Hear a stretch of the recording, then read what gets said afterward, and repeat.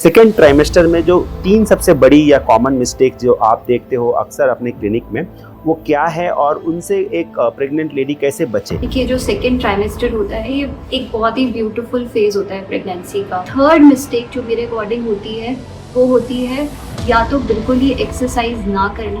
तो ये डाउट रहता है कि नॉनवेज खा सकते हैं, कितना खा सकते हैं, दिन में एक बार खा सकते हैं या रोज खा सकते हैं कि नहीं? बहुत ज़्यादा ऑयली फूड आपने अवॉइड करना है, बहुत ज़्यादा शुगरी फूड आपने अवॉइड करना है।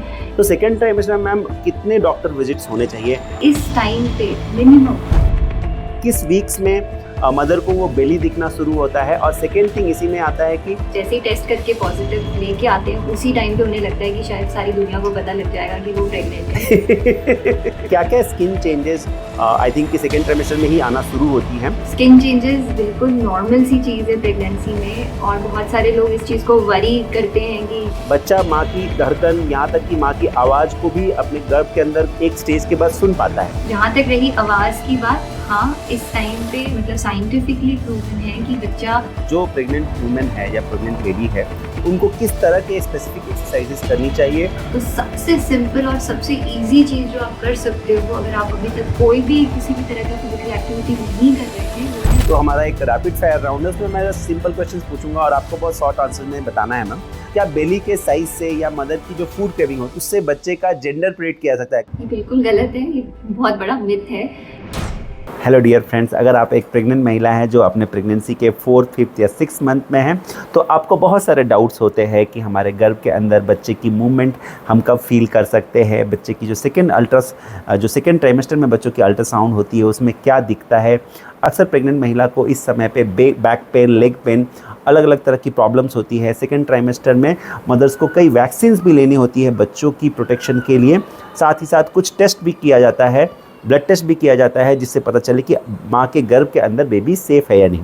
तो इसी तरह की सेकेंड ट्राइमेस्टर से रिलेटेड बहुत सारे इंपॉर्टेंट क्वेश्चंस का आंसर देने के लिए आज हमारे साथ गुड़गांव से जुड़ी हैं डॉक्टर गरिमा साहनवे मैम, जिनको 16 इयर्स एक्सपीरियंस है मदर्स की और प्रेग्नेंट लेडीज़ की हेल्प करने में। So welcome Garima ma'am, I am very happy to invite you. आपका बहुत स्वागत है हमारे सेहत गुरु पॉडकास्ट पे। आज हम बात करेंगे कि सेकेंड ट्राइमेस्टर में जो मदर है, जो प्रेग्नेंट लेडी है, उनकी जो प्रॉब्लम्स होती हैं, उनके जो डाउट्स होते हैं, बहुत सारे क्वेश्चंस मन में रहते हैं कि कैसे ध्यान रखें, कब डॉक्टर की विजिट करें, क्या क्या चीज़ों की गलती जो अक्सर लोग करते हैं उससे कैसे बचें और कैसे एक हेल्दी प्रेगनेंसी मेंटेन करें। तो जो सबसे पहला क्वेश्चन मैडम हमको आपसे पूछना था कि सेकेंड ट्राइमेस्टर में जो 3 सबसे बड़ी या कॉमन मिस्टेक जो आप देखते हो अक्सर अपने क्लिनिक में, वो क्या है और उनसे एक प्रेग्नेंट लेडी कैसे बचे, किन चीज़ों की सावधानी रखना बहुत ज़रूरी है? देखिए, जो सेकेंड ट्राइमेस्टर होता है ये एक बहुत ही ब्यूटीफुल फेज होता है प्रेगनेंसी का, और इस टाइम पे जो फर्स्ट ट्राइमेस्टर के काफ़ी सारे सिम्टम्स होते हैं जैसे कि नॉजिया, वॉमिटिंग, ये सारी चीज़ें जो हैं सेटल होनी शुरू हो जाती हैं, जिसकी वजह से सबसे पहली और सबसे बड़ी मिस्टेक जो most of the pregnant females करती हैं वो होती है कि अब वो सोचने लगती है कि सब कुछ नॉर्मल है, तो मैं अब रिलैक्स कर सकती हूँ, मैं अपनी रूटीन जैसे जीती थी वैसे जी सकती हूँ, मुझे प्रॉपर न्यूट्रिशन की ज़रूरत नहीं है। तो ये एक सबसे बड़ी गलती होती है कि उनको लगता है कि सारी चीज़ें अब नॉर्मल हो गई हैं, तो अब मुझे बिल्कुल नॉर्मल की तरीके से रहना है। सेकेंड चीज़ जो वो गलतियाँ करती हैं उसमें सबसे बड़ी गलती और होती है कि वो सोचने लग जाती है कि मुझे 2 के लिए खाना है, या फिर वो बिल्कुल ही अपनी डाइट पे ध्यान नहीं देते क्योंकि सारे सिम्टम्स नॉर्मलाइज हो जाते हैं। उन्हें लगता है कि अब मुझे अपनी पूरी प्रेगनेंसी एंजॉय करनी है, तो वो अपनी प्रेगनेंसी को एक या तो ओवर डाइट कर लेती हैं जिसकी वजह से कॉम्प्लिकेशंस वगैरह डेवलप हो जाते हैं, या फिर बिल्कुल ही अंडर न्यूट्रिशंस जो है वो हो जाती है जिसकी वजह से भी प्रेगनेंसी में प्रॉब्लम्स आ सकती हैं। थर्ड मिस्टेक जो मेरे अकॉर्डिंग होती है वो होती है या तो बिल्कुल ही एक्सरसाइज ना करना, क्योंकि हो सकता है फर्स्ट ट्राइमेस्टर में उन्होंने एक्सरसाइजेज नहीं की हो, बट सेकेंड ट्राइमेस्टर में भी अगर एक्सरसाइजेज नहीं स्टार्ट की हो तो ये एक सबसे बड़ी गलती है। या फिर कुछ लोग जो कि पहले से मतलब स्ट्रेनस एक्सरसाइजेस करते हैं, हेवी वेट्स वगैरह उठाते हैं, उन्हें लगता है अब तो प्रेगनेंसी नॉर्मल हो गई है तो क्यों ना हम वापस से हेवी वेट लिफ्टिंग्स वगैरह स्टार्ट कर दें। सो आई थिंक वो भी एक बहुत बड़ी गलती है, बिकॉज प्रेगनेंसी में हमें जो है हेवी वेट लिफ्टिंग्स वगैरह अवॉइड करनी चाहिए। तो I feel these are the 3 main important things जो कि सेकेंड ट्राइमेस्टर में भूलनी नहीं है, याद रखनी है, क्योंकि एक सेकेंड ट्राइमेस्टर एक ऐसा फेज है जिसमें बेबी ग्रो कर रहा है, उसकी ग्रोथ जो है काफ़ी फैक्टर्स पे मदर के जो है डिपेंड करती है। सो आप लोग भी अगर ये पॉडकास्ट सुन रहे हो तो इन 3 मिस्टेक्स को आप भी मत करो। ओके मैम, सो आपने जो बताया कि डाइट 2 के बराबर नहीं खाना है या फिर डाइट पे अभी भी ध्यान देना ज़रूरी है, so what is your recommendation कि सेकेंड ट्राइमेस्टर में एक मदर या जो एक प्रेग्नेंट वुमेन है, एक प्रेग्नेंट लेडी है, वो अपने डाइट में किन बातों का ध्यान रखे और कैसे पता चले कि वो एडिक्वेट खाना या फिर एडिक्वेट लिक्विड ले रही है, उनको कैसे समझ में आए? एक डाइट का एक जो बेसिक रूल या प्रिंसिपल्स आप समझा देंगे तो बहुत सारे जो प्रेग्नेंट लेडी हैं उनको फ़ायदा हो जाएगा। बिल्कुल सर। सो देखिए, सेकेंड ट्राइमेस्टर जैसे मैंने अभी बताया कि एक बहुत ही रिलैक्स्ड फेस होता है। बहुत सारे लोग या तो डाइट को लेके बहुत ही लीनियंट हो जाते हैं या फिर बहुत सारे लोग जो हैं ये सोचने लग जाते हैं कि मुझे 2 के लिए खाना खाना है और ओवर ईटिंग करनी है। देखिए, सिंपल सा रूल है, एक अगर प्रेगनेंसी हुई है आपको एक ही चीज़ का ध्यान रखना है कि अगर आप भी प्रेग्नेंट हैं और आप चाहते हैं कि आपकी जो प्रेगनेंसी है वो बिना किसी कॉम्प्लिकेशन के एक स्मूथ और एक हेल्दी वे में निकले, तो डाइट जो है बहुत ही ज़्यादा इम्पोर्टेंट रोल प्ले करती है। इस टाइम पे जो हमें डाइट का ध्यान रखना होता है वो सिंपल है, हमें बैलेंस डाइट लेनी है, हमें हाईली न्यूट्रिशियस डाइट लेनी है, हमें protein rich diet, calcium rich diet, iron rich diet लेनी है। और एक सिंपल सा रूल है, जब मैं कैलोरी इनटेक की बात करूँ तो आप जितना भी खाते हो आपने अपनी डाइट में 300 से 350 कैलोरी इनटेक जो है इंक्रीज करना है। अगर मैं फूड स्पेसिफिक चीज़ों की बात करूँ, सपोज जैसे मैंने आपको बोला कैल्शियम बहुत इंपॉर्टेंट है, आप अपनी डाइट में मिल्क लीजिए, आप अपनी डाइट में कैल्शियम की रिसोर्सेज में योगर्ट हो गया, नट्स हो गए, ये सब आप इंक्लूड करिए। आयरन रिच फूड्स भी बहुत इंपॉर्टेंट हैं, जैसे beetroot, apple, green vegetables, ये सारी चीज़ें आपको इंक्लूड करनी है। हाई प्रोटीन की डाइट की मैं बात करूँ तो आपकी मील में जो है हर मील में एक प्रोटीन एलिमेंट ज़रूर होना चाहिए, बिकॉज प्रोटीन जो है अब बिल्डिंग ब्लॉक्स हैं जो आपके बेबी को एक हेल्दी वे में ग्रो करेगा, जो कि बहुत इंपॉर्टेंट है during second trimester of this pregnancy. अच्छा मैम, तो मैम इसमें जो फूड की हम बात कर रहे हैं, जैसे प्रोटीन आपने बताया कि हर मील में एक प्रोटीन होना चाहिए। जनरली भी प्रोटीन हमारे डाइट में, इंडियन डाइट में थोड़ा कम रहता है। हमारे यहाँ ये गलती चलती है कि लोग प्रोटीन खाना कम करते हैं। तो ये डाउट रहता है कि नॉनवेज खा सकते हैं, कितना खा सकते हैं, दिन में एक बार खा सकते हैं या रोज़ खा सकते हैं कि नहीं, ये एक डाउट मुझे क्लियर करना था। और कौन से ऐसे फूड आइटम हैं जो अवॉइड करना चाहिए रिगार्डिंग डाइट? ये बहुत अच्छा क्वेश्चन है। इंडियन फूड में काफ़ी प्रेफरेंस आजकल देखी जा रही है कि बहुत सारे लोग वेजिटेरियन हैं या फिर वेजिटेरियन बनते जा रहे हैं। बट अगर आप नॉन वेजिटेरियन हो तो आपके लिए बहुत सारे सोर्सेज हैं जो कि प्रोटीन इनटेक बढ़ाते हैं, और प्रोटीन बहुत ज़्यादा एसेंशियल है इस टाइम पे। बट घबराइए नहीं, जो लोग वेजिटेरियन और इस चीज़ को सुन रहे हैं उनके लिए भी बहुत सारे ऑप्शंस हैं। देखिए, अगर आप वेजिटेरियन हैं, नॉन वेजिटेरियन नहीं है, अगर आप एग खाते हैं तो एग से अच्छा सोर्स कुछ नहीं हो सकता। अगर आप एग नहीं भी लेते हैं तो भी मैं आपको यही सजेस्ट करूँगी कि आपकी डेली डाइट में अगर मैं बात करूँ प्रोटीन रिच फूड की, तो हर तरह की दालें हैं जो कि हाईली प्रोटीनिशियस हैं। आप अगर बात करें चने हैं, मटर हैं, मूंगफलियाँ हैं, राइट, टोफू है, पनीर है, योगर्ट है, मिल्क है, ये सारे जो हैं प्रोटीन के सोर्सेज हैं। आप इसमें अपनी डाइट में डेली नट्स भी इंक्लूड कर सकते हैं क्योंकि नट्स में भी प्रोटीन होता है। सोया चंक्स हो गए, ये सारी चीज़ें प्रोटीन रिच फूड में मानी जाती हैं। और ये आपको अपनी मील में, अगर आप मानिए कि आप दिन में 5 टाइम खाना खाते हैं, जिसमें आपका सुबह का ब्रेकफास्ट, लंच, डिनर, और ब्रेकफास्ट लंच के बीच में एक मील और लंच और डिनर के बीच में एक मील हो गई, तो उस टाइम पे भी जो भी आप स्नैक्स ले रहे हैं हर मील में, ये 5 मील में बहुत इंपॉर्टेंट है कि आपकी डाइट में कुछ ना कुछ प्रोटीन हो। हम डेफिनेटली एडवाइस करते हैं कि कुछ ऐसे फूड्स हैं जो आपको अभी भी सेकेंड ट्राइमेस्टर में अवॉइड करने चाहिए, क्योंकि उससे शायद आपका वेट गेन होगा बट बेबी हेल्दी नहीं बनेगा और प्रेगनेंसी भी अननेसेसरीली कॉम्प्लिकेट होगी। जिसमें मैं मोस्टली यही सजेस्ट करती हूँ कि बाहर का मन तो करता होगा खाने का, बट टेम्प्ट नहीं होना है। आपने बाहर की खाने को डेफिनेटली अवॉइड करना है। बहुत ज़्यादा ऑयली फूड आपने अवॉइड करना है, बहुत ज़्यादा शुगरी फूड आपने अवॉइड करना है। ये सारी चीज़ें जो हैं वो आपने अवॉइड करनी है। अल्कोहल हो गया, स्मोकिंग हो गई, कैफीन इंटेक जिसमें चाय कॉफ़ी आती है, अगर आप बिल्कुल छोड़ सकते हैं तो ठीक है, बट लिमिटेड क्वांटिटी में ही इन सारी चीज़ों को आप लें। ये सारी चीज़ें अगर आप करते हो तो डेफिनेटली आपकी प्रेगनेंसी जो है बिल्कुल हेल्दी रहेगी। क्योंकि for me what I believe is healthy pregnancy is equivalent to healthy nutrition.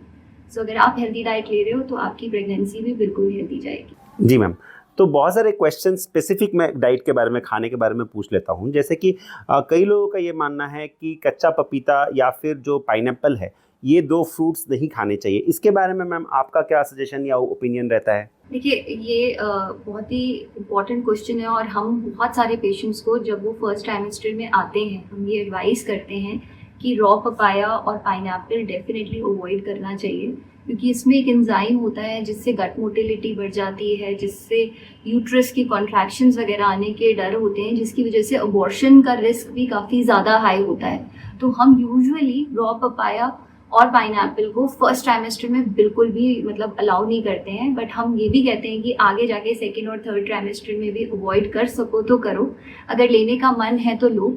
लोगों का क्वेश्चन होता है मैम पपाया आपने बोला, रॉ पपाया की बात की, क्या हम राइट पपाया ले सकते हैं?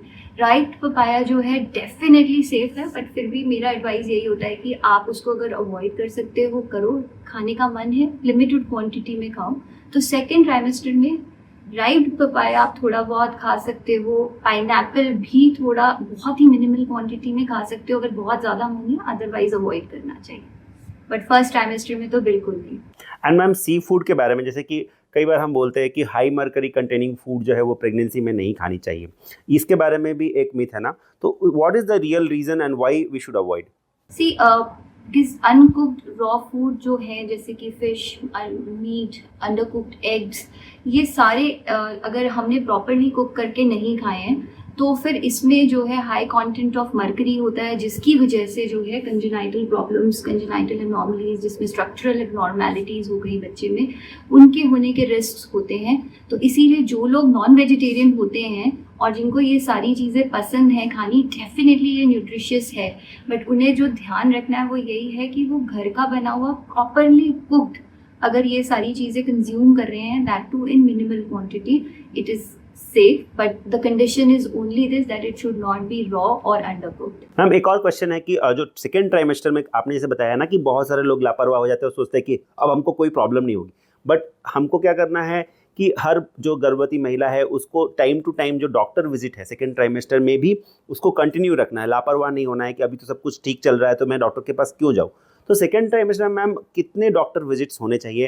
एंड सबसे पहले तो मैं ऑडियंस को सबको ये क्लियर कर दूं कि 13 वीक्स से 27 वीक्स तक के पीरियड को, प्रेगनेंसी के पीरियड को सेकेंड ट्राइमेस्टर बोलते हैं। तो इस पीरियड में एक मदर को, एक प्रेग्नेंट महिला को कितने बार डॉक्टर के पास जाना चाहिए, और उन डॉक्टर विजिट्स में क्या क्या चीज़ आप लोग देखते हैं? जैसे मैंने सुना है वैक्सीनेशन की भी ज़रूरत पड़ती है प्रेगनेंसी के वक्त, कुछ अल्ट्रासाउंड भी होता है, और भी बहुत सारी चीज़ें आप जो देखते हैं, जो बताते हैं, जो सिखाते हैं मदर्स को, जो प्रेग्नेंट लेडीज़ हैं, तो वो मुझे बताइए कि डॉक्टर विजिट्स कितनी होनी चाहिए और हर विजिट में क्या क्या आप लोग सावधानी या फिर सजेशन देते हैं मदर्स को? डॉक्टर संदीप, आपने बिल्कुल सही बताया कि सेकेंड ट्राइमेस्टर मतलब 13 वीक से 27 वीक्स का जो फेज होता है, golden phase of the pregnancy, इस टाइम पे जब सारी चीज़ें नॉर्मल लगती हैं तो सबसे ज़्यादा चीज़ जो कॉम्प्रोमाइज़ होती है वो डेफिनेटली डॉक्टर विजिट्स होती हैं, क्योंकि उस टाइम पे एक फैमिली को या प्रेग्नेंट लेडी को ये लगता है सब कुछ तो ठीक चल रहा है तो डॉक्टर के पास जाने की ज़रूरत क्या है। बट इस टाइम पे मिनिमम लाइक 3 to 4 वीक्स के इंटरवल पे डॉक्टर विजिट होना बहुत ही इम्पॉर्टेंट है, क्योंकि जब आप डॉक्टर के पास जाते हो तो वो अपनी विजिट में आपको जो है क्लिनिकली तो चेक करते हैं, मतलब आपको एग्जामिन करते हैं, चेक करते हैं, ये देखते हैं कि बेबी की ग्रोथ कितनी है, आपका जो अब्डोमेन है वो अप्रोप्रिएट ग्रो कर रहा है विद द प्रेगनेंसी एज और नॉट, वो सारी चीज़ें देखते हैं। साथ साथ आपका बीपी चेक होता है, साथ साथ आपका पल्स चेक हो रहा है, आपकी यूरिन में प्रोटीन्स वगैरह प्रेजेंट है या नहीं चेक हो रहा है, वो सारी चीज़ें जो है एक डॉक्टर के पास जाए बगैर आप घर पे बैठ के ये सारी चीज़ें नहीं कर सकते हो। इसीलिए डॉक्टर विजिट्स काफ़ी इंपॉर्टेंट है, एंड वी डू से कि आपने जो है डॉक्टर के पास हर 3 से 4 हफ्ते के इंटरवल पे ज़रूर जाना है, ये रिकमेंडेड है। दूसरी चीज़ जो हमने बात करी कि ये एक ऐसा फेज़ है, इस टाइम पे हमारे वैक्सीनेशंस लगनी है, इस टाइम पे जो है क्या कहते हैं कुछ अल्ट्रासाउंड्स भी होने हैं, जिसके बारे में मैं आपको बता देती हूँ। पोस्ट 16 वीक्स हम कहते हैं किसी भी टाइम पे हम जो है टेटनस का फर्स्ट डोज इंजेक्शन लगवाते हैं। अगर आपने अभी तक नहीं लगवाया है तो आप अभी ज़रूर लगवा लो। ये 16 वीक्स से 28 वीक्स या डिलीवरी से 1-2 महीने पहले तक लगता है, बट टेटनस की अब सेकेंड डोज जो है वो यूजुअली 28 वीक्स 27 वीक्स के बाद लगती है, जिसमें हम कहते हैं टीडैप, जो कि ना कि सिर्फ टेटनस है, डिप्थीरिया और पर्टूसिस जैसी वैक्सीन को भी ये चीज़ कवर करती है। सो ये 2 इंजेक्शंस ऐसे हैं जो कि टेटनस के हैं और जो कि सेकेंड ट्राइमेस्टर में बहुत ज़्यादा इम्पोर्टेंट है। इसके साथ साथ आपकी आयरन की, कैल्शियम की मेडिसिन चल रही होंगी, बट साथ साथ अराउंड 24 वीक्स जब आप डॉक्टर के पास विजिट करते हैं तो डॉक्टर्स जो है आपको बेसिकली चेक करते हैं for certain kind of wellbeing of your pregnancy. जैसे कि आपको टेस्ट एडवाइस किए जाएंगे, सीबीसी करिए ताकि हमें पता लगे कि हीमोग्लोबिन आपका कितना है, क्योंकि प्रेगनेंसी में राइट न्यूट्रिशन से एनीमिया भी डेवलप हो जाता है। तो हमारे लिए बहुत इंपॉर्टेंट है ये चेक करना कि कहीं आपका जो है आयरन लेवल या हीमोग्लोबिन खून की कमी ना हो, जो है वो कम ना हो, मतलब खून की कमी ना हो। बिल्कुल। दूसरी चीज़ जो हम चेक करते हैं थायराइड की प्रॉब्लम, तो हमें TSH टेस्ट जो है हम अवॉइड कर, मतलब हम इस टाइम पे एडवाइस करते हैं कि करवाइए। थर्ड थिंग जो कि इस टाइम पे एडवाइस होती है around 24 week, that is urine test, कि कहीं यूरिन में कोई इन्फेक्शन वगैरह तो नहीं है, बिकॉज यूरिन इन्फेक्शन काफ़ी कॉमन मतलब प्रॉब्लम होती है जिसकी वजह से प्री टर्म डिलीवरीज हो जाती है। So it is very important to check at 24 weeks कि हमारा यूरिन में कोई इन्फेक्शन तो नहीं डेवलप हो रहा। चौथी और बहुत ही ज़्यादा इंपॉर्टेंट टेस्ट जो है वो है शुगर का टेस्ट। प्रेगनेंसी में अराउंड 24 वीक्स, आफ्टर 24 वीक्स से आप कह लो 24 से 26 वीक्स के बीच में एक शुगर टेस्ट किया जाता है जिसका नाम है OGCT 75 ग्राम। ये बेसिकली प्रेगनेंसी में होने वाली प्रॉब्लम जैसे कि जेस्टेशनल डायबिटीज़, मतलब जो प्रेगनेंसी में शुगर डेवलप होती है उसको चेक करने के लिए होता है। बहुत सारी लेडीज़ जिनका न्यूट्रिशियस डाइट नहीं रही है या उन्होंने बहुत ज़्यादा चीनी खाई है या फिर जेनेटिकली प्रीडिस्पोज्ड हैं, उनमें ये सारी प्रॉब्लम्स जो है आ जाती हैं। नेक्स्ट चीज़ जो आप डॉक्टर के पास जाके करवाते हो वो है राइट टाइम पे अल्ट्रासाउंड होना। सेकेंड ट्राइमेस्टर में लेवल 2 अल्ट्रासाउंड काफ़ी ज़्यादा इंपॉर्टेंट है। फिर आता है ग्रोथ स्कैन जो कि काफ़ी ज़्यादा इंपॉर्टेंट है। तो ये वाली जो चीज़ें हैं प्रेगनेंसी की, जिसमें आपको पता लगता है कि आपकी प्रेगनेंसी कैसी चल रही है, आपका बेबी का ग्रोथ कैसे चल रहा है, वो इसी टाइम पे होता है।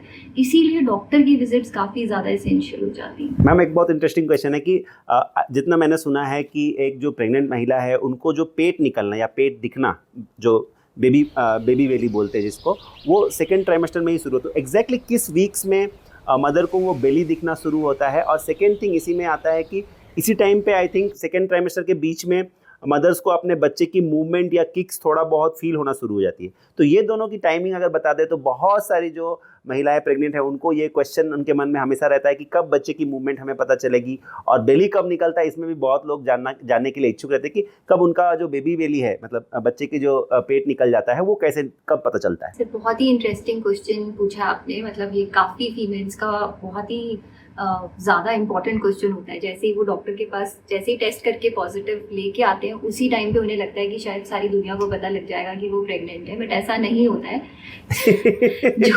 जो राइट टाइम है, मतलब जो बेली निकलने का राइट टाइम है, वो अराउंड 5th मंथ है। अगर मैं वीक्स में बात करूँ तो अराउंड 18 वीक्स के बाद लोगों को समझ में आने लगेगा कि अच्छा ये फीमेल शायद प्रेग्नेंट है।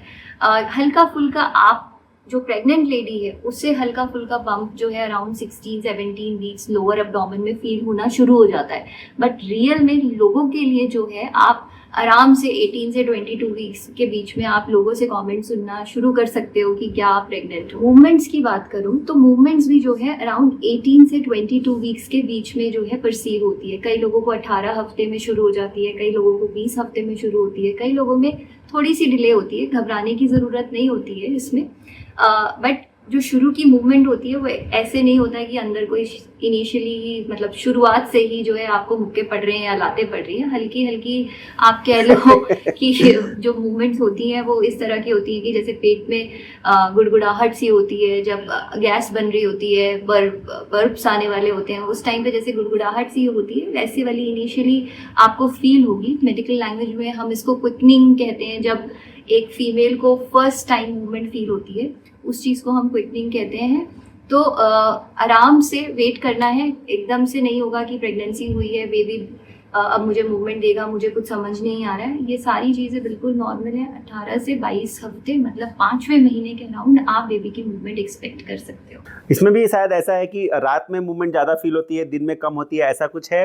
और एक चीज़ मैं जानना चाहता था कि जो मदर पहले भी प्रेग्नेंट हो गई है, जो मल्टी ग्रेविडा होती है उनको शायद मूवमेंट पहले फील होना थोड़ा उनको एक्सपीरियंस से समझ में आ जाता है, वेरएज जो मदर प्राइमी है उनको थोड़ा लेट होता है, ऐसा है ना मैम? देखिए साइंटिफिकली तो डेफिनेटली जो प्रूवन है वो यही है कि 18 के हफ्ते के बाद होगी, बट यस मैं अगर बेबी फॉर्मेशन की बात करूँ तो 16 वीक्स में भी बेबी जो है वो ग्रो कर चुका होता है। तो जो एक्सपीरियंस्ड हैं डेफिनेटली वो कह सकते हैं कि हाँ मुझे थोड़ी जल्दी हो गई। कई केसेस में डेफिनेटली हम ये देखते हैं कि उन्हें जो है मूवमेंट्स जल्दी फील हो रही हैं। नहीं, बहुत सारी फीमेल्स को ये लगता है कि मैं दिन में ज़्यादा मूवमेंट्स फील करती हूँ, रात को कम मूवमेंट्स फील करती हूँ।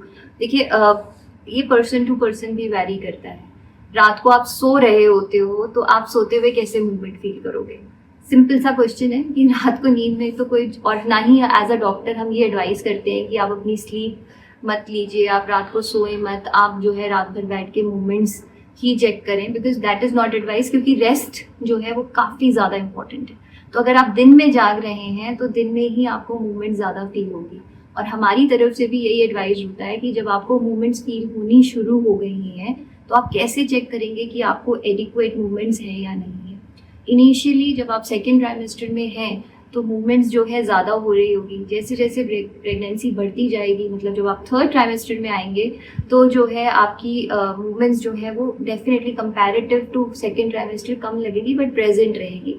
तो इनिशियली तो आप ये देखेंगे कि हर घंटे में कम से कम बेबी 6-7 बार या उससे ज़्यादा या थोड़ा बहुत उससे कम मूव कर रहा है, गोल घूम रहा है, लातें पड़ रही हैं, और ये बिल्कुल सही है। और रात को सो, आप आराम से सो, रात को चिंता नहीं करनी कि मूवमेंट्स हो रही है कि नहीं। मैम कब तक अगर मूवमेंट ना फील हो तो उस चीज़ को डॉक्टर को बताना चाहिए? मतलब एक मदर है, एक प्रेग्नेंट महिला है, तो उनको मूवमेंट फील होना चाहिए। आपने बताया कि 18 to 24 वीक्स में हो जाए। अगर ना हो 24 वीक्स तक तो कब उनको कंसर्न होना चाहिए, डॉक्टर से मिलना चाहिए, बातचीत करनी चाहिए इसके बारे में? जैसे कि मैंने बताया कि एक लेवल 2 अल्ट्रासाउंड जो है एडवाइज्ड होता है बिटवीन 18 to 22 वीक्स। उसमें तो बेबी की वेलबींग हमें पता लग जाती है, ठीक है। और जनरली जो है उस टाइम तक मूवमेंट भी फील हो जाती है। किसी किसी केसेस में जिसमें ये अल्ट्रासाउंड्स भी हो चुके हैं एंड आप कहिए कि 22 वीक्स भी क्रॉस हो चुके हैं और अभी तक मूवमेंट फील नहीं हो रही है, तो सबसे पहली वरी जो माइंड में आती है वो यही होती है कि बेबी ठीक है कि नहीं ठीक है। तो अगर आपको भी 22 वीक्स के बियॉन्ड तक मूवमेंट नहीं फील हुई है तो सबसे पहले आप अपने डॉक्टर के पास जाएं, डॉक्टर से अपने आप को चेक करें। जब आप डॉक्टर के पास जाएंगे तो डॉक्टर आपको एग्जामिन करेंगे। उनके पास एक मशीन होती है, फीटल डॉपलर कहते हैं उसे, जिससे कि वो बेबी की हार्ट बीट सुनेंगे। अगर उन्हें वहाँ पे उस टाइम पे एग्जामिन करते हुए कोई डाउट होगा तो डॉक्टर हो सकता है आपको एक अल्ट्रासाउंड एडवाइस करें और आपके साथ थोड़ा टाइम स्पेंड करें डॉक्टर, जिसमें वो आपको समझाएं कि अब आपको फील क्या करना है। बिकॉज कई बारी मूवमेंट्स हो रही होती हैं बट कन्फ्यूजन होता है, उन्हें समझ नहीं आता कि क्या सच में ये मूवमेंट है या कुछ और सिम्टम है। तो बहुत ज़रूरी है कि इस टाइम पे डॉक्टर से मिलना और डॉक्टर के साथ कुछ जो भी आपके सिम्टम्स हैं उसको शेयर करना और डॉक्टर से अपने सारे कन्फ्यूजन्स दूर करना। तो डॉक्टर विजिट तो बहुत इंपॉर्टेंट है अगर 22 वीक्स तक अगर मूवमेंट्स फील नहीं हुई हैं तो। ओके मैम, थोड़ा एक और इम्पॉर्टेंट एस्पेक्ट जो है ये प्रेगनेंसी का, जो कि बहुत सारी मदर्स इस बारे में मतलब परेशान रहती है कि हमारे को स्किन चेंजेस आ रहे हैं। कई लोगों को लगता है कि स्ट्रेच मार्क्स आ रहे हैं या फिर चेहरे पे एक कलर चेंज आ रहा है या फिर एब्डोमेन के बीच में भी कलर चेंज। तो क्या क्या स्किन चेंजेस आई थिंक कि सेकेंड ट्राइमेस्टर में ही आना शुरू होती हैं और उसका क्या मतलब प्रिकॉशन या क्या सावधानी लेना चाहिए ताकि उसका असर उतना ज़्यादा ना पड़े, या फिर हम क्या कर सकते हैं उनको मतलब ठीक करने के लिए? देखिए स्किन चेंजेस बिल्कुल नॉर्मल सी चीज़ है प्रेगनेंसी में, और बहुत सारे लोग इस चीज़ को वरी करते हैं कि डॉक्टर मुझे स्ट्रेच मार्क्स आ गए। बहुत सारे लोगों को फेस पे जो है मार्क्स आ जाते हैं around the nose, under the eye, जिसे हम मेडिकल लैंग्वेज में मिलेज्मा बोलते हैं। कई लोगों के पेट में एक लंबी सी line middle of the abdomen जो है, मतलब जो पेट बेली निकला है उसके ऊपर एक लंबी सी लाइन आ जाती है डार्क कलर की, उसको हम लीनिया नाइग्रा कहते हैं। ये कुछ चेंजेस हैं जो कि प्रेगनेंसी में आते हैं। इनको लेके पहली चीज़ तो घबराना नहीं है, क्योंकि ये साइन ऑफ ब्यूटी है। ये बताते हैं, ये एक ऐसा मार्क है जो आपको लाइफ लॉन्ग बताएगा कि आपने एक ज़िंदगी को, मतलब एक छोटी सी ज़िंदगी को इस दुनिया में लाया, और एक तरह की ये स्टैम्प है कि आपकी बॉडी में ये चेंजेस हैं, आप एक कंट्रीब्यूट करते हो एक ब्यूटीफुल लाइफ को इस वर्ल्ड में लाने के लिए। तो पहली चीज़, जिन लोगों को ये चेंजेस आ चुके हैं उन्हें घबराना नहीं है। उनके लिए ये ब्यूटी मार्क्स हैं। अब डेफिनेट सी चीज़ है, कोई भी अपनी बॉडी में मतलब नहीं चाहता किसी भी तरह का मार्क्स हो, तो स्ट्रेच मार्क देखो, आई वुड नॉट से कि ये 100% अवॉइड किया जा सकता है, क्योंकि कई बार ये जेनेटिकली प्रीडिस्पोज्ड होता है। जैसे कि ये लीनिया नाइग्रा की मैंने बात की या मेलेज्मा की मैंने बात की, ये सारी चीज़ें जो हैं जेनेटिकली प्रीडिस्पोज्ड हैं, तो आप इसको 100% तो ख़त्म नहीं कर सकते। बट हाँ, कुछ मेथड्स ऐसे हैं जो कि हम प्रेगनेंसी में मतलब अगर करते हैं रेगुलरली, तो हम इनको लाने में या इनकी जो निशान हैं उनको हम काफ़ी हद तक कम कर सकते हैं। वो प्रिकॉशंस क्या हैं? पहली चीज़ है आपकी स्किन। आपने समझना है कि स्ट्रेच मार्क्स आते क्यों हैं। स्ट्रेच मार्क्स आते हैं, आप समझिए कि बच्चा अंदर है, it is like a balloon. आपने कभी बलून में पानी भरा और फिर वो बलून से पानी निकल गया हो, तो बलून जो है श्रिंक करके रिंकल्स हो जाते हैं। सो स्ट्रेच मार्क भी एक उसी चीज़ की तरह है कि अंदर बेली में स्किन जो है, जब बेबी ग्रो कर रहा है, वो स्ट्रेच हो रही है। तो पहली चीज़ जो आप कर सकते हो स्ट्रेच मार्क को प्रिवेंट करने के लिए, वो है स्किन को हेल्दी रखना, स्किन को हाइड्रेटेड रखना। और स्किन को हेल्दी या हाइड्रेटेड कैसे रख सकते हैं? Definitely water intake, liquid intake बहुत ज़्यादा इंपॉर्टेंट है। अगर आप प्रेग्नेंट हो तो आप 3 to 4 लीटर्स वाटर इनटेक ज़रूर करो। इसके साथ साथ हम कहते हैं कि स्किन पे मॉइस्चराइजर्स जो हैं वो काफ़ी हेल्पफुल होते हैं। ऑयल लगाइए, स्किन को हाइड्रेटेड रखना बहुत एसेंशियल है। ऑयल लगा सकते हो, प्रेगनेंसी सेफ ऑयल्स जो हैं वो आप यूज़ कर सकते हो। अपने बेली पे लगाओ, अपनी पूरी बॉडी पे लगाओ, ये काफ़ी हेल्प करते हैं to reduce the chances of these kind of skin changes. आप अपने फेस को भी हाइड्रेटेड रखो, फेस का भी पूरा ध्यान रखो। रेगुलर फेस क्लीनर्स यूज़ करें जो कि प्रेगनेंसी सेफ हैं। और देखिए, मतलब आप अपनी तरफ से प्रिवेंशन करिए, बाकी जो आता है उसको आने दीजिए, उससे घबराइए नहीं। इसमें यही है कि आई थिंक जो भी स्किन प्रोडक्ट्स वो यूज़ कर रहे हैं मदर्स, मतलब प्रेग्नेंट लेडीज़, उनको एक बार अपने डॉक्टर से वेरीफाई कर लेना चाहिए, क्योंकि कई सारे ऐसे कॉस्मेटिक प्रोडक्ट्स भी होते हैं जिसमें कुछ केमिकल्स होते हैं जो बच्चे के ऊपर प्रभाव डाल सकते हैं। तो जैसे रेटिनॉइड्स के बारे में सुना है कि रेटिनॉइड्स से बच्चों को फिर इंट्रायूटेराइन कुछ एब्नॉर्मलिटीज होने के चांसेस रहते हैं। तो मुझे ये लगता है कि जो भी अगर स्किन प्रोडक्ट्स यूज़ कर रहे हैं तो उसके लिए एक बार अपने डॉक्टर से, क्योंकि मंथली विजिट होती है, तो आपस में टच में रहना चाहिए और उनसे पूछ के वेरीफाई करके ही लेने में ज़्यादा सावधानी रखने में हमको लगता है फ़ायदा है। बिल्कुल बिल्कुल, क्योंकि एक ही एडवाइस जो कि दी जाती है प्रेग्नेंट लेडीज़ को कि खुद से कोई दवाई नहीं लेनी, खुद से कोई भी मेडिसिन नहीं लेनी, खुद से कोई भी चीज़ अपनी बॉडी पे नहीं लगानी। अपने डॉक्टर से डेफिनेटली कंसल्ट करना बहुत इंपॉर्टेंट है, क्योंकि बहुत सारी लेडीज़ जो हैं एक्ने के लिए ट्रीटमेंट ले रही होती हैं। जैसे सर ने अभी बताया, रेटिनॉइड्स की बात करी। रेटिनॉइड्स एक ऐसी ड्रग है जिससे बहुत सारी स्ट्रक्चरल कंजेनाइटल प्रॉब्लम्स, मतलब बेबी के बॉडी में डिफेक्ट्स आ सकते हैं। उसी तरह बहुत सारे लोग एक्ने के लिए या तो आइसोट्रोटिनोइन जैसी टैबलेट खा रहे होते हैं या फिर लगा रहे होते हैं, जिसकी वजह से भी मतलब बहुत सारी प्रॉब्लम्स बच्चे में हो सकती है। सो अगर आप कोई चीज़, अगर आप प्रेगनेंसी अभी प्लान भी कर रहे हैं और अगर आप कोई भी चीज़ ऐसी यूज़ कर रहे हैं, तो definitely it is very important कि आप अपने डॉक्टर से कंसल्ट करें और इस चीज़ को आप या तो चेंज करवाएं या फिर बंद करें। और अगर आप प्रेग्नेंट हो और अगर ये सारे प्रोडक्ट्स यूज़ कर रहे हो तो अभी स्टॉप कर दो, और अगर आपने यूज़ कर लिए तो डॉक्टर से ज़रूर मिलो कि इसके क्या इफ़ेक्ट्स बच्चे में आ सकते हैं। ठीक है मैम, तो इतनी सारी बातें हमने मदर के बारे में, प्रेग्नेंट लेडी के बारे में कर ली। तो अब मैं जानना चाहता हूँ कि जो सेकेंड ट्राइमेस्टर है उसके अंदर बेबी के अंदर, मतलब वुम में, माँ के गर्भ में बच्चे के अंदर क्या क्या चेंजेस आते हैं। और ये एक बहुत ही इंटरेस्टिंग हमारे इंडियन माइथोलॉजी में भी है कि बच्चा माँ की धड़कन, यहाँ तक कि माँ की आवाज़ को भी अपने गर्भ के अंदर एक स्टेज के बाद सुन पाता है। तो इसके बारे में मुझे जानना था कि क्या चेंजेस आते हैं बेबी के अंदर, और सच में क्या बच्चा माँ की इमोशंस से, माँ की आवाज़ से इन्फ्लुएंस होता है गर्भ के अंदर? देखिए, ये इंडियन माइथोलॉजी इसी चीज़ पे बेस्ड है। एंड आई वुड से कि इस टाइम पे बच्चा जो है सेकेंड ट्राइमेस्टर में आते आते पूरा कम्प्लीटली एक स्ट्रक्चर ले चुका होता है। तो उसकी जो भी स्ट्रक्चरल चीज़ें बननी थी, जैसे उसकी हड्डियाँ वगैरह बननी थी, तो उसने एक स्ट्रक्चर ले लिया है। तो ये एक बहुत ही इम्पॉर्टेंट चीज़, एक इम्पॉर्टेंट डेवलपमेंट होती है जो कि सेकेंड ट्राइमेस्टर में होती है। इसके साथ साथ उसके ऑर्गन्स जो हैं, जैसे कि हार्ट, लंग्स, थोड़े थोड़े किडनीज, ये सारे ऑर्गन्स भी डेवलप हो जाते हैं, राइट, जो कि बहुत ही मतलब इसेंशियल है एक बच्चे की फॉर्मेशन में। इसके साथ साथ स्किन डेवलपमेंट भी जो है बच्चे की वो शुरू हो जाती है, एक फेस को एक स्ट्रक्चर मिलना शुरू हो जाता है। तो आप ये और ये फेस शायद अल्ट्रासाउंड में दिखता भी ये है, अल्ट्रासाउंड शायद थोड़ा बहुत अल्ट्रासाउंड में भी बिल्कुल दिखता आजकल के टाइम पे लेवल 2 जो स्कैन बताया मैंने इम्पोर्टेंट है। आजकल तो इतनी सुंदर सुंदर पिक्चर्स मिलती हैं कि लिटरली पेरेंट्स आके कंपेयर करने लगते हैं कि मेरे जैसा दिख रहा है या हस्बैंड के जैसा दिख रहा है। तो ये आजकल मतलब medical science is such a beautiful thing, इतना डेवलप हो चुका है कि इतनी सुंदर पिक्चर्स निकाल के देते हैं कि आई हैव सीन कि बहुत सारे लोगों ने अपने घर में फ्रेम करके भी लगाई हुई है।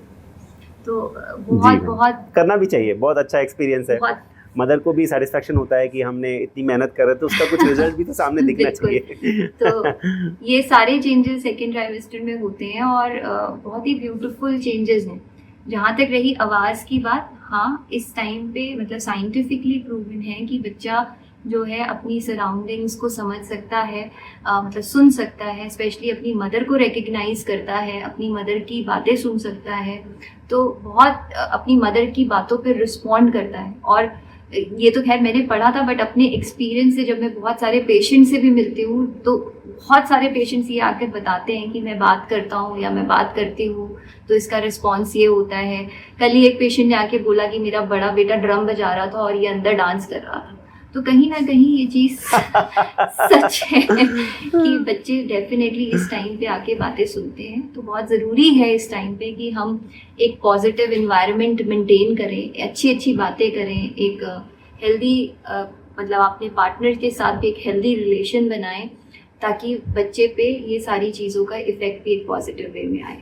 तो आपने जो पहले बार बताया था, जो पहले क्वेश्चन में आपने बताया था कि मदर्स को सावधानी रखनी चाहिए कि एकदम भी एक्सरसाइज बंद नहीं करना चाहिए या फिर बहुत ज़्यादा हेवी लिफ्टिंग जैसी भी एक्सरसाइजेज नहीं करनी चाहिए, तो थोड़ा सा इसके बारे में और डिटेल्स में समझना चाहता हूँ कि जो प्रेग्नेंट वुमेन है या प्रेग्नेंट लेडी है उनको किस तरह के स्पेसिफिक एक्सरसाइज, कौन से एक्सरसाइज कर सकते हैं और क्या चीज़ सावधानी रखनी चाहिए। ये बहुत ही इम्पोर्टेंट क्वेश्चन है जो सर ने अभी मुझसे पूछा है। मतलब एक्सरसाइज इज इक्वली इम्पॉर्टेंट जितना मैंने न्यूट्रिशन की बात करी। एक्सरसाइज मतलब एक्टिव रहना बहुत ज़्यादा इम्पॉर्टेंट है। बहुत सारी लेडीज़ कहते हैं मैम पहले तो ऐसी कुछ क्लासेस नहीं होती थी, ऐसी कोई चीज़ डॉक्टर नहीं बताते थे, बट पहले के टाइम में और अब के टाइम में फ़र्क है।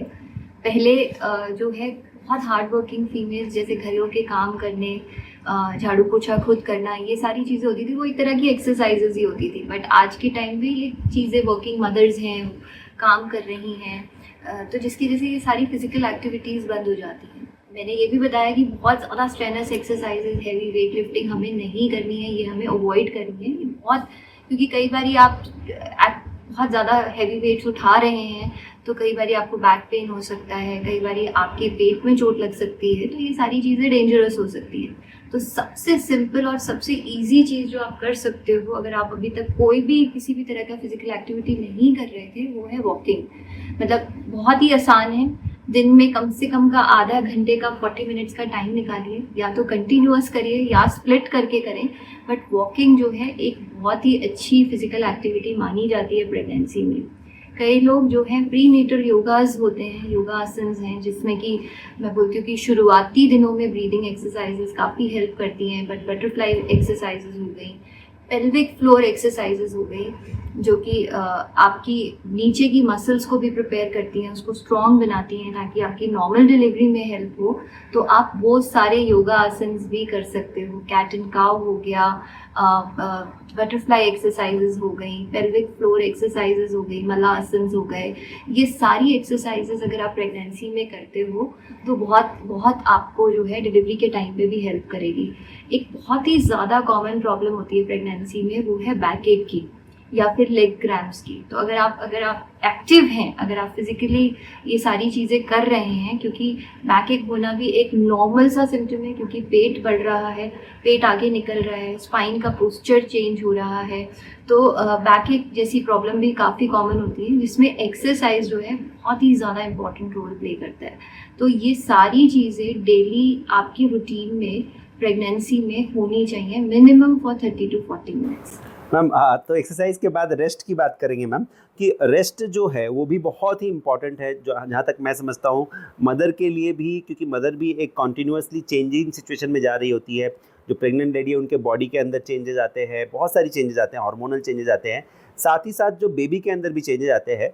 तो मदर का रेस्ट कितना इम्पॉर्टेंट है, कितने घंटे रेस्ट करने चाहिए, किस तरह से किस पोजीशन में बेड में सोना बेस्ट रहता है मदर के लिए सेकेंड ट्राइमेस्टर में, ये भी बता देती हूँ मैम। बिल्कुल, हमने खाने की बात करी, हमने हाइड्रेशन की बात करी स्किन चेंजेस के लिए, हमने खाने की बात की कि बच्चे के लिए न्यूट्रिशन के लिए इम्पोर्टेंट है, हमने एक्सरसाइज की बात करी, और अब सबसे इम्पॉर्टेंट चीज़ जो कि एक डेली रूटीन में होना चाहिए वो है आराम। आराम एसेंशियल है, rest is very important. Minimum से मिनिमम 8 से 10 घंटे का रेस्ट, जिसमें 8 घंटे की नींद काफ़ी ज़्यादा इम्पॉर्टेंट रोल प्ले करती है एक हेल्दी प्रेगनेंसी के लिए। 8 घंटे की नींद, 2 घंटे का दिन में आराम अगर पॉसिबल हो सके तो वो हर मदर को डेफिनेटली करना चाहिए। जब मैं स्लीपिंग पोजीशन की बात करूं तो ये बोला जाता है कि लेफ़्ट साइड पे अगर आप सोते हो, जिसे हम मेडिकल लैंग्वेज में लेफ़्ट लैटरल पोजीशन कहते हैं, वो काफ़ी हेल्पफुल पोजीशन होती है, क्योंकि जब आप रेस्ट करते हो और स्पेशली जब आप लेफ़्ट साइड पे साइड करके सोते हैं तो इससे जो है बच्चे को इंटरनली जो है ब्लड सर्कुलेशन काफ़ी बेटर हो जाता है, उसको ऑक्सीजन सप्लाई अच्छी हो जाती है, जिसकी वजह से प्रेगनेंसी जो है स्मूथ होती है, बेबी की ग्रोथ अच्छी होती है, प्रेगनेंसी में आने वाले कॉम्प्लिकेशंस कम होते हैं। बैक पेन की अगर मैंने अभी जस्ट बात करी थी एक्सरसाइज से रिलेटेड, तो अगर आप रेस्ट करते हो उसको भी कहीं हद तक आप जो है रेस्ट करके सॉल्व कर सकते हो। लेग क्रैम्प्स की बात की थी, पैरों में स्वेलिंग आ जाती है, बहुत सारी कॉमन प्रॉब्लम है स्वेलिंग आना, तो जब आप रेस्ट करते हो तो आप अपनी बॉडी की स्वेलिंग को भी जो है एक्चुअली नॉर्मल तरीके से रिलीव डाउन कर लेते हो। तो रेस्ट जो है बहुत ज़्यादा इंपॉर्टेंट है। लेफ़्ट साइड पोजीशन की मैंने बात की, उसकी इंपॉर्टेंस मैंने बताई, बट नेक्स्ट क्वेश्चन जो माइंड में आता है, मैम क्या पूरा टाइम हमें लेफ़्ट साइड पर ही होकर सोना है? मैं हमेशा लेफ़्ट साइड पे होके नहीं सो सकती। तो इसका भी आंसर है, मिनिमम कोशिश ये करनी है कि अगर आप 8 से 10 घंटे का आराम कर रहे हैं तो आपने जो है 2 घंटे मिनिमम जो है वो लेफ़्ट साइड में होके सोना है। 2 से 3 घंटे, 2 घंटे मिनिमम है, बट जितना हो सके आपकी कैपेसिटी से आप उसको कोशिश करो कि आप लेफ़्ट साइड पे सो रहे हो।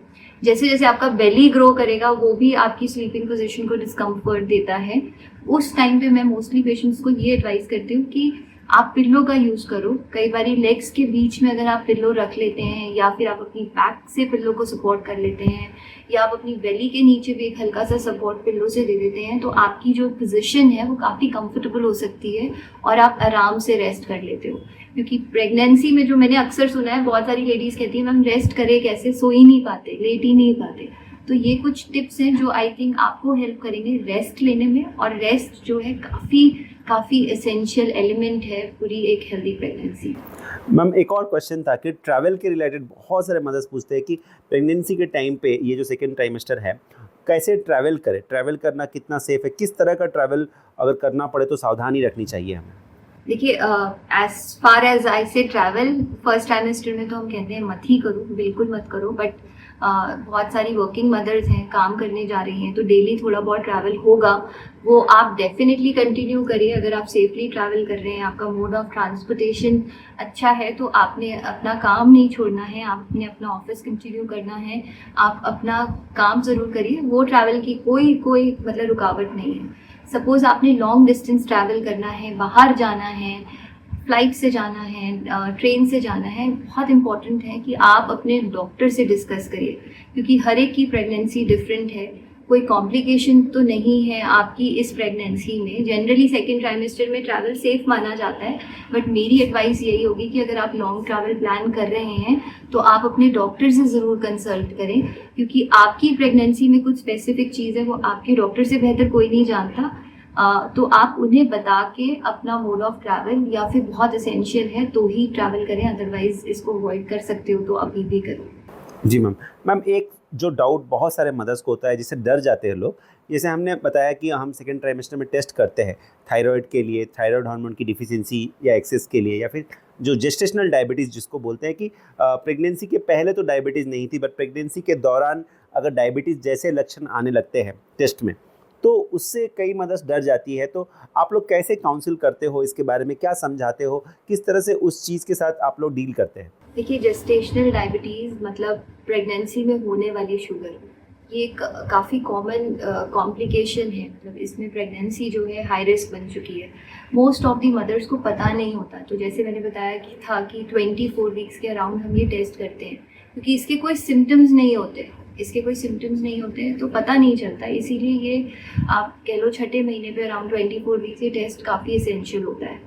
और ये होता क्यों है, बहुत सारे लोगों का ये क्वेश्चन होता है, मैम मुझे पहले नहीं था, मुझे क्यों शुगर डेवलप हो गई, मैं तो अच्छे से डाइट खा रही थी। तो कई बारी तो ये जेनेटिकली प्रीडिस्पोज होता है, कई बारी ये जो प्रेगनेंसी में हार्मोनल चेंजेस हो रहे हैं उससे जो है इंसुलिन को इम्पैक्ट पड़ता है कई बारी, जो पैनक्रियाज में बन रहा है, जिसकी वजह से जो है जेस्टेशनल डायबिटीज़, आपकी बॉडी में इंसुलिन की क्वांटिटी या तो कम्प्लीटली नहीं है या फिर रेजिस्टेंस डेवलप हो गई है। कई फीमेल्स को PCOS होता है बट डायबिटीज़ नहीं होता, उन्हें भी ये रिस्क फैक्टर रहता है कि उन्हें शायद जेस्टेशनल डायबिटीज़ हो जाए। देखिए, घबराने की चीज़ नहीं है, क्योंकि ये जेस्टेशनल डायबिटीज़ है। जब प्रेगनेंसी खत्म होगी, मतलब जब आप मम्मा बन जाएंगे, जब आप डिलीवर हो जाएंगे, तो ये इमीडिएटली रिजॉल्व भी हो जाता है कई केसेस में। बट आपको बाद में भी ध्यान रखना है ड्यूरिंग प्रेगनेंसी। अगर मैं इसकी बात करूँ, क्यों ये इम्पोर्टेंट है कंट्रोल करना, क्यों ये इम्पोर्टेंट है कि हम ये बताएं कि हमें अगर ये चीज़ डायग्नोज हुई है तो हमें इसके लिए दवाइयाँ लेनी है या डाइट कंट्रोल करना है। कई केसेस में हमें इंसुलिन भी लेने की ज़रूरत पड़ती है। उसका रीज़न सिंपल है, क्योंकि जब किसी मदर को डायबिटीज़ हुई है तो उसकी जो बेबी की ग्रोथ है वो काफ़ी फास्ट हो जाती है, जिससे बेबी काफ़ी ज़्यादा रैपिडली ग्रो करता है, बेबी वेट काफ़ी ज़्यादा बढ़ जाता है, जिसकी वजह से भी प्री टर्म डिलीवरी के चांसेस हो जाते हैं। सेकेंड चीज़, डायबिटीज़ अगर किसी मदर को है और उसने कंट्रोल नहीं की है तो उसकी बॉडी में इन्फेक्शन का रिस्क काफ़ी हाई हो जाता है, और इन्फेक्शन की वजह से भी प्री टर्म डिलीवरीज हो जाती हैं। बेबी दिखता तो हैवी है बट बेबी एक्चुअल में इंटरनली ग्रो नहीं हुआ होता है।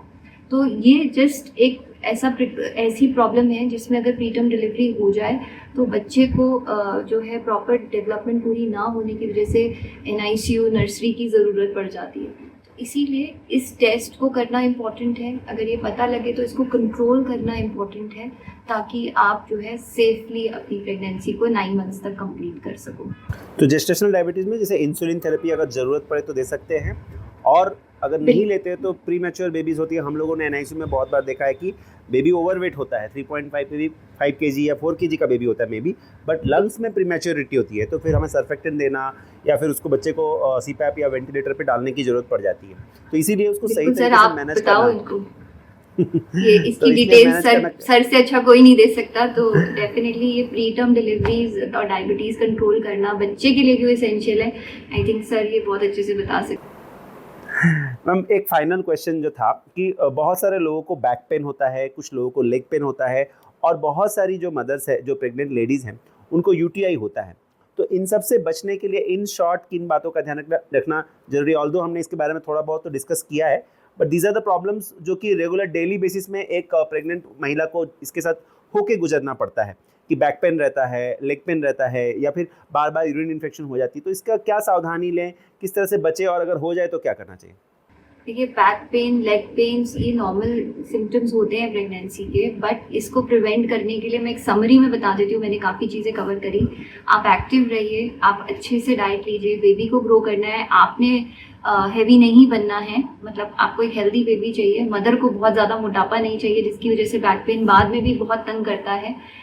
तो आप एक हेल्दी डाइट ज़रूर लें। आपको अपनी रेगुलर एक्सरसाइजेस करनी है, जिसमें मैंने बताया कि आप वॉक कर सकते हो, योगा कर सकते हो, बट एक और चीज़ जो आप बैक पेन को प्रिवेंट करने के लिए कर सकते हो, या अगर आपको बैक एक है तो आप ये कर सकते हो, वो है स्ट्रेचिंग एक्सरसाइजेस।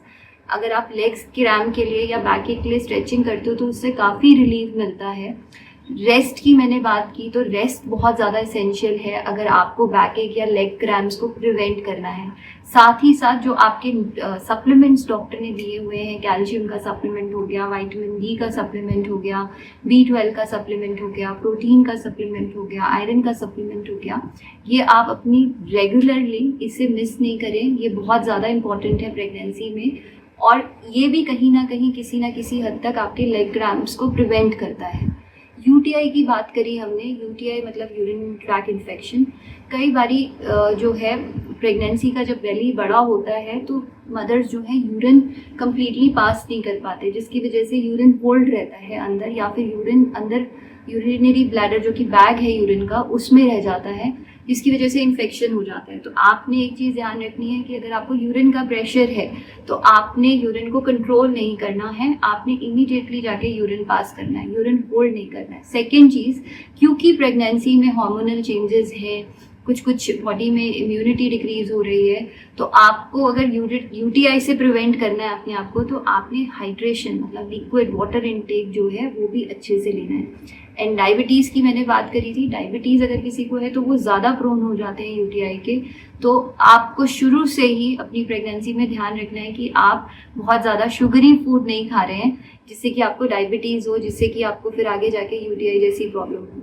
तो ये यूटीआई को प्रिवेंट करने के टिप्स हैं जो आप सबको ध्यान रखने चाहिए। Thank you ma'am. इसके साथ हमारे सारे जो इम्पोर्टेंट क्वेश्चंस है वो ख़त्म हो जाते हैं और एक जो सिंपल क्वेश्चंस है जो मिथ्स रिलेटेड इंडिया में बहुत होते हैं, तो हमारा एक रैपिड फायर राउंड है, उसमें मैं सिंपल क्वेश्चंस पूछूंगा और आपको बहुत शॉर्ट आंसर में बताना है मैम। तो पहला जो क्वेश्चन वो पूछते हैं कि क्या बेली के साइज से या मदर की जो फूड क्रेविंग हो उससे बच्चे का जेंडर प्रेडिक्ट किया जा सकता है? क्योंकि लोग समझते हैं कि पॉइंटेड बेली है तो बॉय है, राउंड बेली है तो गर्ल है, या स्वीट क्रेविंग होती है तो गर्ल बेबी है अंदर, या फिर सॉल्टी स्पाइसी खाने का मन हो रहा है तो बॉयज़ है। इस तरह के बहुत सारे मिथ्स और सोशल मीडिया नॉलेज चारों तरफ एकदम फैला हुआ है इसका संसार। तो इसके बारे में आप शॉर्ट में बताएं, क्या ये सच है या गलत? ये बिल्कुल गलत है, ये बहुत बड़ा मिथ है, क्योंकि ऐसी चीज़ों से बेबी का जेंडर नहीं डिसाइड होता। ये एक मेडिकली प्रूवन चीज़ है जो कि ऑलरेडी डिसाइड हो गई है। तो ये हमारी पुरानी ट्रेडिशनल से आई हुई बातें हैं, बट इसका कोई भी साइंटिफिकली प्रूवन चीज़ नहीं है। और एक क्वेश्चन ये है कि बहुत लोग अल्ट्रासाउंड से डरते हैं कि अल्ट्रासाउंड रेडिएशन है और उससे बच्चे को नुकसान हो जाता है। गाँव में लोग अभी भी अल्ट्रासाउंड नहीं कराना चाहते, तो क्या अल्ट्रासाउंड प्रेगनेंसी में सेफ़ है या नहीं है? अल्ट्रासाउंड बिल्कुल सेफ है, ये रेडिएशन नहीं है, ये वेव्स हैं। और ये अगर आपको इंडिकेटेड है, अगर आपके डॉक्टर ने एडवाइस किया है तो डेफिनेटली किसी रीज़न से किया होगा, तो इसे आपने मिस नहीं करना है। कुछ अल्ट्रासाउंड्स तो इम्पॉर्टेंट हैं जो करने हैं, बट डिपेंडिंग आपकी प्रेगनेंसी कैसी चल रही है, आपके डॉक्टर ने जैसा एडवाइस किया है आप करिए, बिल्कुल सेफ है अल्ट्रासाउंड। मैम, प्रेगनेंसी के टाइम पे जो बेबी मूवमेंट्स है वो कब शुरू हो जाती है, जो उन मदर को फील होता है? फिफ्थ मंथ के अराउंड 18 से 22 वीक्स के बीच में बच्चे की हलचल जो है हल्की फुल्की माँ को फील होनी शुरू हो जाती है।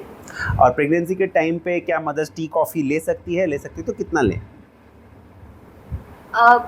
बहुत कम क्वांटिटी में, आइडियली अगर आप कम्प्लीटली अवॉइड कर सकते हैं तो करिए, बट अदरवाइज जो है हम कहते हैं मैक्सिमम आपको अगर बहुत ज़्यादा मन है तो आप 1 कप कॉफ़ी या चाय ले लें, बट अगर आप अवॉइड कर सकते हैं तो वो बढ़िया रहेगा। और एक चीज़ होती है कि इस समय पे मदर्स को बहुत सारी फ्रूट क्रेविंग्स होती हैं, तो फ्रूट क्रेविंग्स के बाहर का खाना खा सकते हैं या नहीं?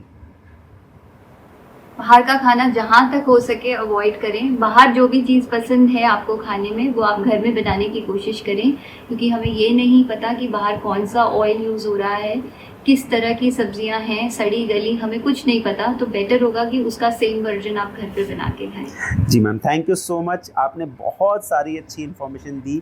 मैं आशा करता हूँ कि जितनी भी प्रेग्नेंट महिलाएं हैं उनको जितने भी सारे डाउट्स थे सेकेंड ट्राइमेस्टर के क्वेश्चंस जो भी थे उनके मन में डाउट्स और सवाल और जो डर होता है कि पता नहीं हमारे साथ कुछ गलत ना हो जाए, उसके सारे आंसर्स उनको मिल गए होंगे। और जो भी मिथ्स है उसको भी हमने आंसर कर दिया कि बहुत सारी चीज़ों से लोग डरते हैं कि ये नहीं करना वो नहीं करना। बेसिकली बहुत सिंपल है, अपने डॉक्टर से रेगुलरली आप मिलते रहें, उनकी एडवाइस को फॉलो करें और अपने मन से दवाइयाँ ना लें। जो भी डॉक्टर बता रहे हैं उतनी ही दवाइयाँ लें। जो सप्लीमेंट्स डॉक्टर ने एडवाइस किया है उसको आप मिस ना करें और सारे जो अल्ट्रासाउंड्स या टेस्ट है उसको भी नियमित रूप से कराएं, तो ज़रूर आपका बच्चा हेल्दी रहेगा। और इसी आशा के साथ इस एपिसोड को हम समाप्त करते हैं। थैंक यू गरिमा मैम, आपका बहुत बहुत धन्यवाद इतना टाइम निकाल के इतने बिजी प्रैक्टिस के बीच में इतने सारे बड़े बड़े प्रश्नों का उत्तर देने के लिए। और अगले एपिसोड में हम थर्ड ट्राइमेस्टर के बारे में बात करेंगे। Thank you so much. Thank you doctor Sandeep. I hope I have helped lot of people today. Thank you. इस वीडियो में दी गई सारी जानकारी और सुझाव सामान्य स्वास्थ्य जानकारी हैं और गेस्ट डॉक्टर द्वारा दिए गए सुझाव उनके निजी प्रोफेशनल ओपिनियन हैं। किसी भी सुझाव का उपयोग करने से पहले अपने डॉक्टर की एडवाइस या सहमति जरूर